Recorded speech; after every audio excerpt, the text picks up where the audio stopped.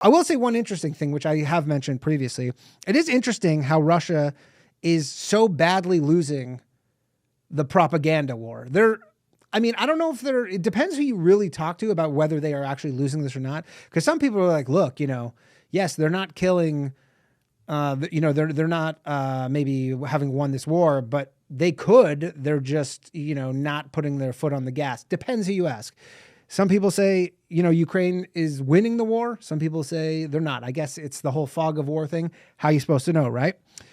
But Russia is definitely losing the propaganda war. They are, in terms of the court of public opinion, which is not meaningless because, it's the thing that pressures politicians and stuff. And, they see this stuff. They are definitely losing this.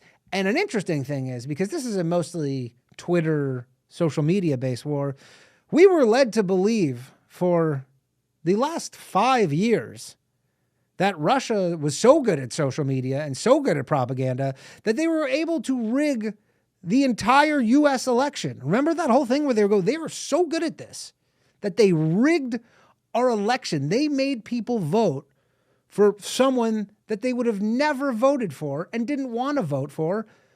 They did that. They were so good. And then now they're just like, yeah, they're I guess they lost the magic touch. They had the hot hand in 2015, 2016. They had the real hot hand, and now they lost it. They do not have the hot hand anymore.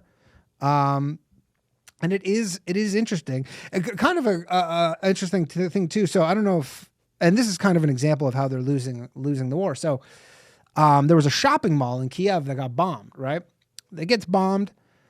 Russia says that the Ukrainians were storing weapons there. They're storing all these weapons, which is kind of a playbook that is normal. You hear that in kind of a lot of the wars, like the Israel-Palestine thing, a lot of like the wars in the Middle East. They'll be like, yeah, they bombed a school. And they're like, yeah, but there's nobody in the school. And they were storing all their missiles and shit there. So that was kind of like a military target. And it was empty, right? But so they bombed this mall. And then Russia comes out and they go, look, there was nobody there and they were storing all these weapons. It was a military target. But even if that's true, it doesn't really matter because the story throughout basically the entire world is that they bombed a mall and that they're pieces of shit and there's no excuse for bombing a mall. There was a fucking Rainforest Cafe in that mall, okay? They bombed the only mall with a Rainforest Cafe in it in all of Ukraine, okay? These fucking animals. But the point is, it doesn't matter because if in 3 months it comes out and they go, hey, remember when they bombed that mall? Turns out there actually was totally justified. There were tons of weapons in there.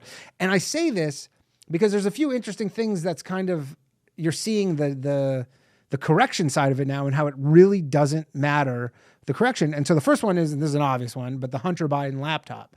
So New York Times came out this last week and they go, yeah, remember the Hunter Biden laptop, which you literally were not allowed to reshare a New York Post article, and Leslie Stahl laughed in Trump's face, and everybody was like, this is Russian disinformation. This is back when Russia was still good at disinformation. Remember when they were still good at disinformation? So this is back then, and they go, it's a lie, it's unverifiable, it's nonsense, right? They come out, and, did Trump lose the election because of that thing? Hard to say. Obviously hard to say. I'm sure it would have helped him. It would not have hurt him. It certainly would have hurt Joe Biden, and it would have not hurt Trump. And, especially when, a lot of stuff is how Trump's has the fucked up family or whatever. You would think that it would help. And then they come out and they go, whoops, got that one wrong. Look at that. Remember when we wouldn't let you post about that? We got that one wrong. But the damage is done. And another thing is, and this is to a lesser extent, but the Ottawa trucker convoy, if you remember that, seems like 5 years ago, but it was like a month ago. Excuse me.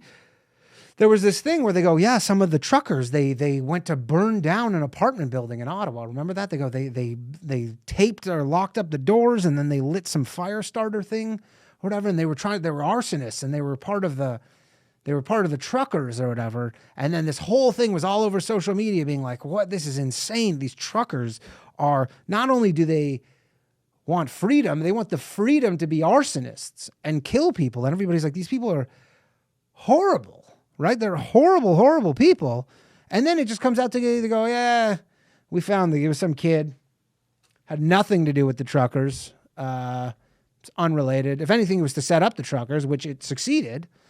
But the damage in the press was done. Nobody was like, I mean, there were a few people, Jonathan Kay and a few others, who were kind of defending, not even defending, me like, hey, let's maybe be calm about this because it's obviously probably not what happened. And then guess what? It's not what happened.